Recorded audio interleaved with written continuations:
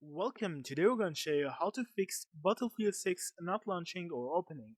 So if you have this issue, the first thing that you need to do is to open EA Play, as see from here. So even if you got the game from Epic Games, Steam or anywhere else, you need to open your EA Play and you will find Battlefield 6 if you have it installed. I'll see from here. You need to click on it and then you will find Battlefield 6 page. After that, click on Manage and from here you need to hit on Repair. I'll see from here. So after you click on Repair on the game, the next thing you need to do is to click on View Properties. I'll see from here, and after that you need to click on Open Folder.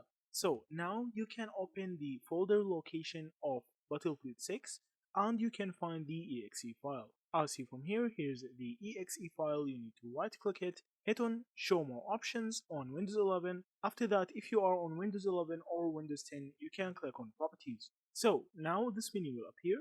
You need to click on compatibility section, I'll see from here, and then you need to make sure to check these boxes.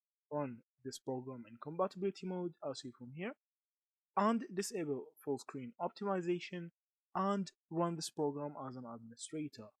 Hit on apply and then hit on OK. So if this didn't fix your issue, the next thing that you need to do is to right click on your desktop, I'll see from here, hit on show more options and click on NVIDIA control panel. If you have an AMD graphic card, you need to open the app for AMD. After that, go to the program section and you need to find and add Battlefield to the section. After that, you need to make sure that you have chosen NVIDIA or AMD processor for the preferred graphic processor, I'll see from here. After that, you can just hit on apply and save everything and try to open the app again.